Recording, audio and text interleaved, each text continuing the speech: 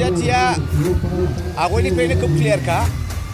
सोर जागोन सोर जाया जोंनि गेजेराव बेबायदि दाङाबाजियानो जाखाया आसाम प्रदेश कंग्रेस कमिटिया जायखौ बासिगोन थामहिनबा बे ओनसोलनि रायजो राजाया जायखौ मोजां होननानै बासिगोन बेवहायनो जायो दा बे हिसाबै जोङो सिगाङाव लुबैखानाय बायदि एबाराव जुदि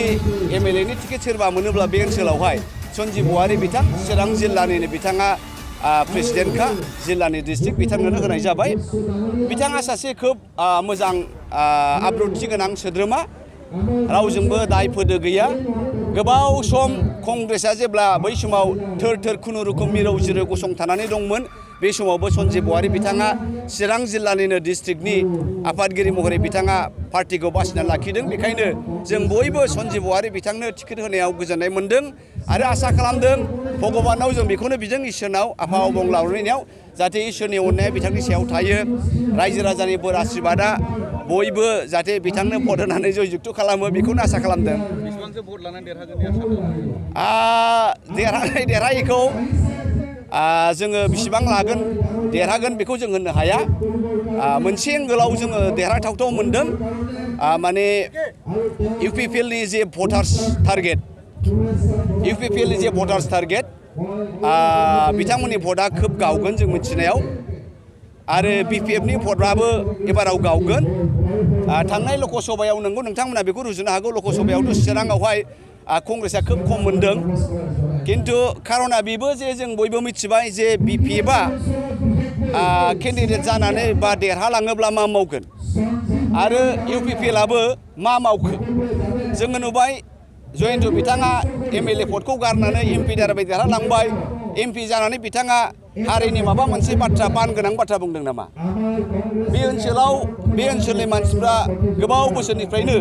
एनडिएफबिखौ लानानै हारिनि थामोनथाखौ लानानै दावहा नांबोनाय स' मानसिफ्रा जेलाव दङ दा बिथांमोननि सोमोन्दैथ' जोंहा जयन्त बिथाङा जेरावबो बुंथ्राखै दा बेखायनो रायजो राजाया बयबो मिथिबाय जे मा इउपिपिएल मा बिपिएफ मोन्नैबो एखेखा रायजोनि खामानि मावा बिथांमोना बोरैहाय एमएलए बोरैहाय एमपि जानो मोनगोन बेखौल' नाजाबाय थायो दा बेखायनो रायजो राजाया बयबो गोसो सोलायदों जे जोङो एबार होयोबा कंग्रेसनो होगोन कंग्रेसआ रायजो राजानि जानानै बुंगोन एनडिएफबिनि सिअ'खौ लानानै बुंगोन आरो बे ओनसोलनि जौगानो थाखाय बाथ्राखौ बेखायनो जों आसा खालामदों एसे मार्जिन लानानैबाबो जोङो देरहानायनि चान्सआ दङ इउपिपिएलआ बे उफ्रा बिसायख'थि हिसाबै लायाखै ओमफ्राय गावसोरजों कन्टेस्ट जायोबाबो बिपिएफआ जों कन्टेस्ट जागोन होननानै बुंदों माबोरै नर्मालि बेनोखा कंग्रेसखौ बिथांमोना मोनसे फिसा दोलो होननानै सानो किन्तु बे फिसा दोलोआनो जे मालाबा गिदिर रल लायो थांनाय बारावबोथ' बिथांमोनहा कंग्रेसखौहाय बेबायदि सानाखैमोन नाथाय इलेक्सन जै नांनाय लोगो लोगोनो नमिनेशननि उनावनो कंग्रेसआ ओरैबायदि दोहौ लादों बिथांमोना कंग्रेसखौसो गिबाय थादों दा बेखायनो जों बुंनो हाया बबेनो बारा बबेथिं बारो दा आसा खालामदों एसे मार्जिनावब्लाबो सन्जीब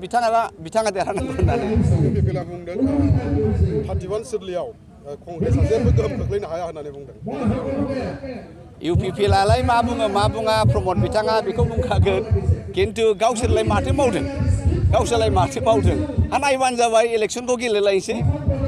सोर बेसेबां भट बांसिन लानानै देरहायो एबार इउपिपिएल देरहायो ना बिपिएफ देरहायो ना गर्जन देरहायो समा मोनथिसिगोन समा फोरमायथोंसै